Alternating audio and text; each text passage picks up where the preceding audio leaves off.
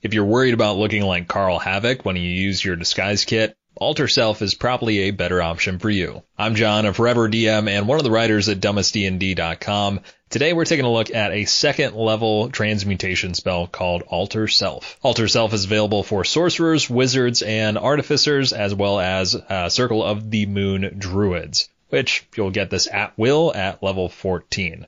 Prior to that, not so much. This spell is excellent for role-playing and letting your characters add some flavor to their games. Because Alter Self is a transmutation, that means you're not beholden to the rules of an illusion, where someone looking closely will see through the illusion itself. Instead, you take on the physical form of something that you're shifting into. Now, there are 3 different ways that this happens. There's change appearance, which is probably the most common. There's aquatic adaptation, where you just get to breathe underwater and you grow gills.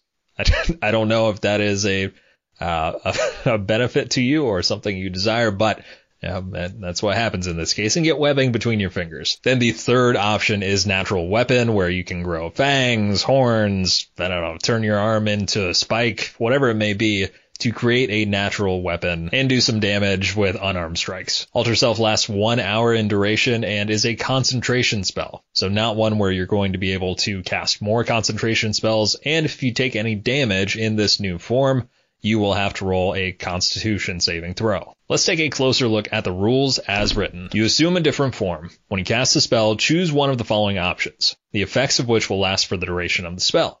While the spell lasts, you can end one option as an action to gain the benefits of a different one. Being able to change in between forms at will is pretty nice here, because if you're dressed as, or I guess in the form of Count Chocula and you get pushed into the water, you could just sprout gills by taking an action and swim away. Aquatic adaptation is number 1. You adapt your body to an aquatic environment, sprouting gills and growing webbing between your fingers.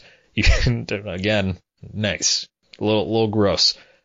Shape of water, I don't know. You become that guy, kind of. You can breathe underwater and gain a swimming speed equal to your walking speed. Generally, that's 30 feet. But that also means you don't have to worry too much if you're spending a lot of time underwater, because you can breathe now. Very exciting. Change appearance. You transform your appearance. You decide what you look like, including your height, weight, facial features, sound of your voice, hair length, coloration, and distinguishing characteristics, if any. You can make yourself appear as a member of another race, though none of your statistics change. You also can appear as a creature of a different size than you, and your basic shape stays the same.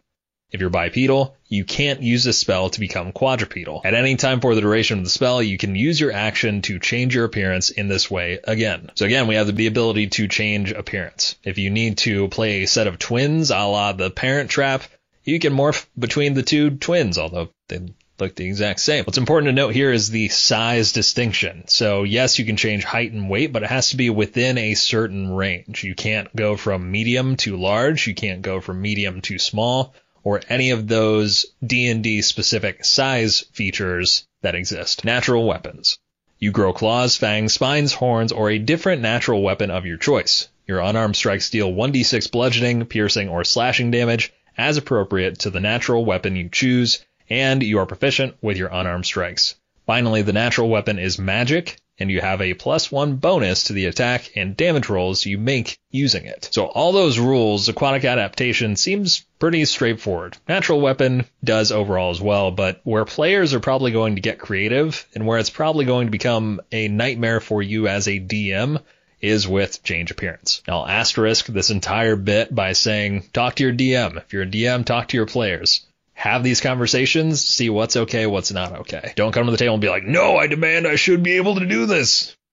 It doesn't work well for anyone. With change appearance, don't let someone tell you that they can grow wings and suddenly fly. Fly is a 3rd level spell. So if you haven't been able to fly so far, you won't be able to if you magically sprouted wings.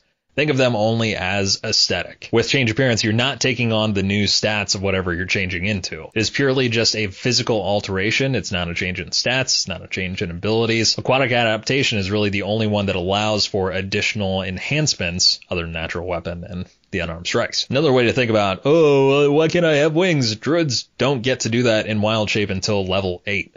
So why would you as an individual get to do that at level or a second level spell. Well, I can do it with water. Yeah, you can already swim in D&D before casting this spell and using aquatic adaptation. Granted, you're adding an extra foot for every foot you travel in water, but it's doable and it exists already. Versus being able to fly, you can't fly yet. Well, but it was in previous editions. Yes, understood. In second edition, you could grow wings and fly. Just talk to your DM. Your DM, if it's me, I'm going to say no. I'm going to say you're not going to be able to do this. But if it's your DM and you've decided as a table that this is okay, sure. It lasts an hour. I would probably still have you roll athletics checks to determine how good are you at using these wings that just sprouted out of your back during the spell's duration. Don't put yourself in a bad spot by being like, oh yeah, you can change into anything. It's totally fine. Similar in these changes is your clothes also do not change.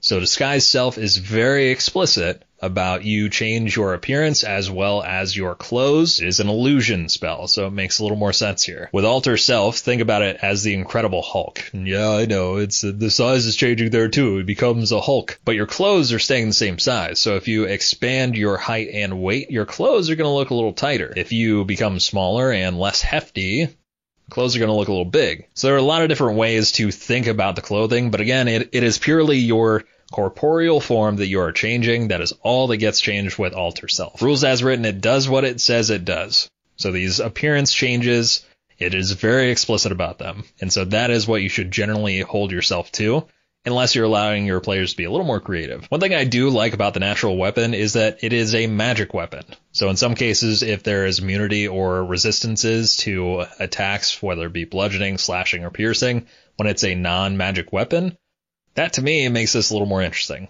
Only downside is that if you are in combat using a natural weapon as a melee weapon, you are most likely going to have to make some concentration saves to keep the spell going. Worth it?